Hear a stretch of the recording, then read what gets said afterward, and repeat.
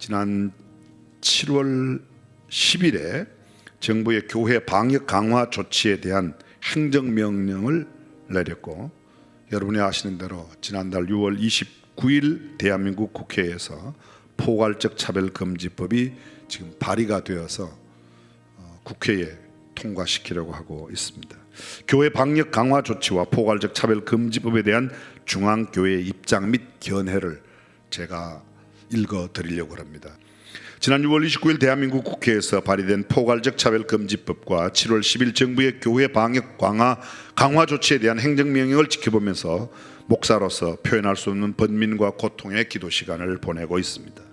저는 기독교 한국침례중앙교회 담임 목사로서 중앙의 가족에게 현 상황에 대한 이야기를 하는 것이 좋겠다고 생각하고, 또 여러분들께서 어떠한 태도로 이러한 시기를 지나는 것이 좋을까 참고하여 말씀을 드리고자 합니다. 첫 번째, 7월 10일 교회 방역 강화 조치 발표에 대하여 중앙재난안전대책본부 이하 중대본은 7월 10일 오후 6시를 기해 교회 정규 예배 외 각종 모임 금지, 식사, 찬양, 기도 등을 제한하라는 교회 방역 강화 조치를 발표했습니다. 위반 시 책임자와 이용자의 300만 원 이하 벌금 부과 및 집합 금지 조치를 한다는 내용이었습니다.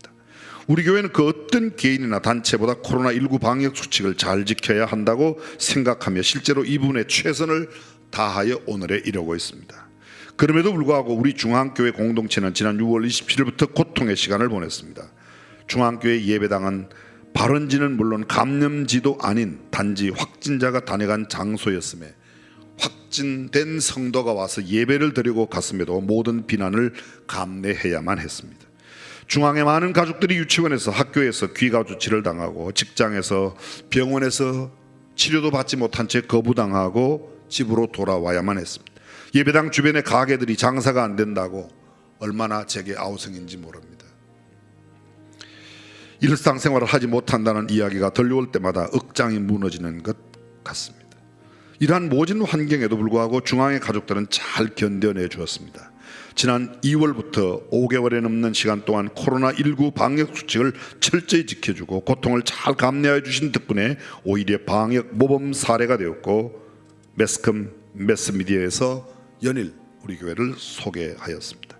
7월 14일 국무총리께서 한국교회 총연합회 대표회장을 비롯한 교계 지도자들 오찬을 초청한 자리에서 국무총리가 직접 중앙교회는 코로나19 확진자가 다녀갔지만 단 한 명도 감염자가 더 이상 나오지 않았다고 이야기를 하였고, 7월 16일 중앙재난안전대책본부 회의에서 보건복지부 박능우 장관께서 수원의 한 교회에서 3명의 확진자가 여러 번에 걸쳐 교회를 방문했지만 교회의 강력한 마스크 조치가 아니고 방역 조치를 했습니다.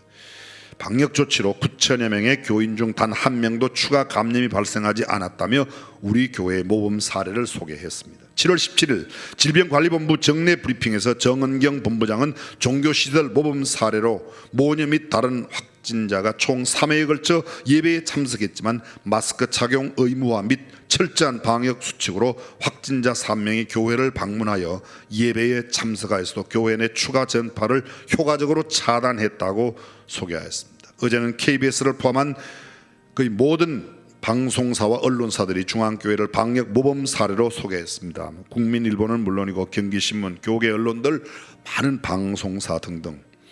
이 자리를 빌려 다시 한번 중앙의 모든 가족들에게 진심으로 감사의 말씀을 드립니다. 그렇지만 매우 유감스럽게도 지난 7월 10일 중대본의 교회 방역 강화 조치에 매우 큰 실망감과 심지어는 배신감까지 느낍니다.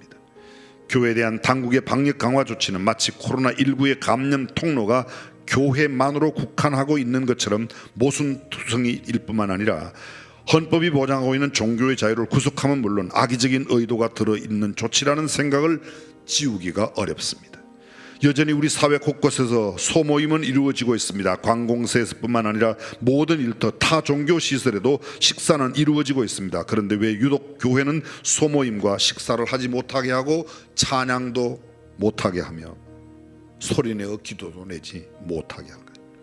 우리 교회뿐만 아니라 한국교회 대부분이 사회 그 어느 곳보다 더 철저하게 방역 수칙을 준수하고 있습니다. 질병관리본부 통계에 의하면 교회에 관련된 인원은 전체 감염 숫자의 약 4% 정도로, 그것도 지역사회에서 감염되어 교회를 방문한 확진자를 제외하면 교회와 관련된 감염자는 현저히 그 숫자가 적습니다. 이태원 클럽, 노래방, 블랙 수면실, 유흥주점, 헬스클럽, 방문 판매, 온라인 콜센터, PC방, 커피숍, 음식점, 정부 군의 식당, 타 종교시설, 심지어는 병원 등 일일이 언급할 수 없는 다른 수많은 감염 장소는 제외하고 굳이 교회만 꼭 집어 교회의 예배 외에는 모임이 안 된다. 모든 다중시설에 동일하게 방역 강화 조치를 적용해야 되지 않을까요? 왜 교회만 못하게 하죠? 공공기관은 괜찮습니까? 정부기관에서는 밥 먹어도 괜찮고 교회는 밥 먹으면 안 돼요? 회사는 괜찮고 중대본부 사무실에서는 밥 먹고 소그룹 모임해도 괜찮고 팀별로 모여도 괜찮고 우리는 소그룹 모임하면 안 됩니까? 우리가 무슨 바이러스 균입니까? 여전히 우리는 주의해야 합니다. 방역수칙 우리가 잘 지켜야 합니다.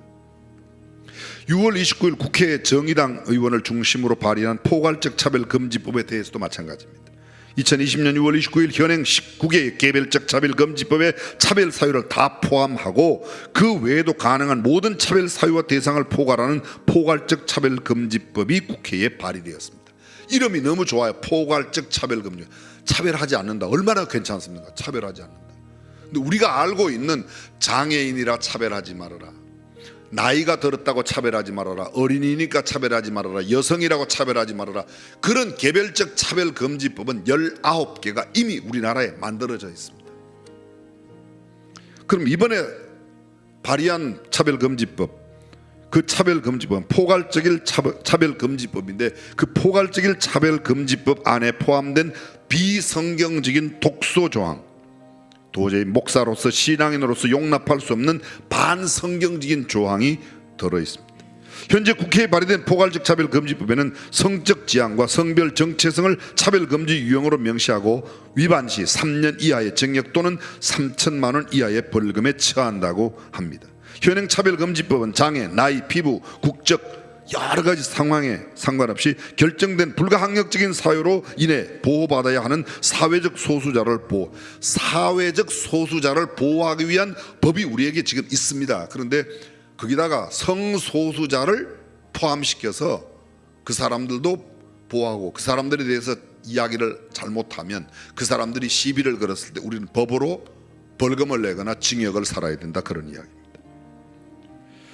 자, 이제 국회에서 발의한 포괄적 차별금지법, 그것이 뭔지 보겠습니다. 한번 화면을 보아주시면 교회가 지지하는 차별금지는 포괄적 차별금지법, 평등기본법이라고 합니다. 거기에다가 빼기 비성경적 독소조항을 뺀 법을 우리는 지지해요.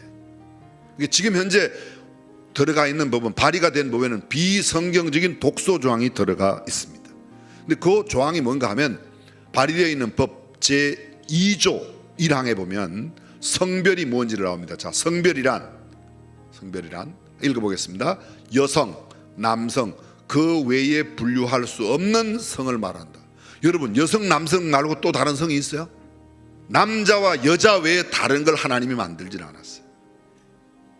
여러분, 하나님께서 우리를 남자로 보내면 남자로 살고 오라고 보내고 여자로 보낸 거는 여자로 살고 오라고 보낸 거예요. 내 성향과 상관없어요. 보실까요? 그다음 성적 지향이란, 이게 사항이에요. 사항. 성적 지향이란 함께 읽습니다. 이성애, 동성애, 그 다음에 양성애 등 감정적, 호의적, 성적으로 깊이 이끌릴 수 있고 친밀하고 성적인 관계를 맺거나 맺지 않을 수 있는 개인의 가능성, 그런 게 잘못됐다고 이야기하면 그걸 잘못됐다고 들은 사람이 상대를 해서 법적으로 이의를 제기하면 아까 말씀드렸던 것처럼 3천만 원 이하의 벌금을 내거나 3년 이하의 징역을 취한다는 거예요.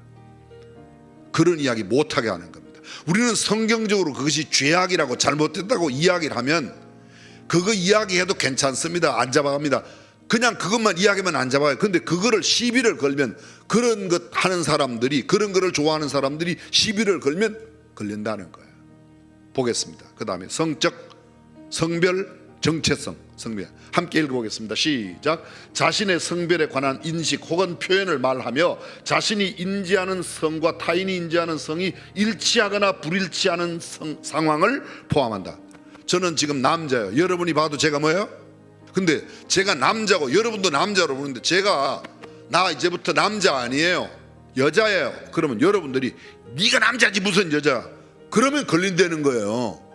나는 여자라는데 왜 네가 나를 남자라고 그러냐? 난 여자야 이렇게 말하면 내 몸의 구조와 상관없이 나는 여자로 대함을 받아야 된다는 거예요.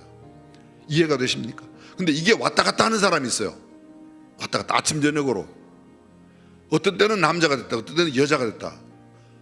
사회가 어떻게 되겠습니까? 지금 그거 법으로 만든다는 거예요.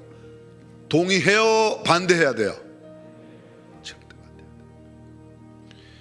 저는 속히 이 문제가 잘 해결돼야 된다고 믿습니다.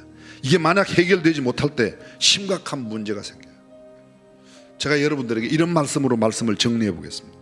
우리 교회 확진자가 나오거나 내가 확진자가 되어 피해를 주면 어떻게 하지라는 두려움이 우리 모두에게 있습니다. 그러나 그것이 하나님을 예배해야만 하는 우리의 태도를 흔들어서는 되지 않는다는 거죠. 우리의 신앙의 정체성을 분명히 하고 신앙적인 태도를 가져야 될 줄로 믿습니다.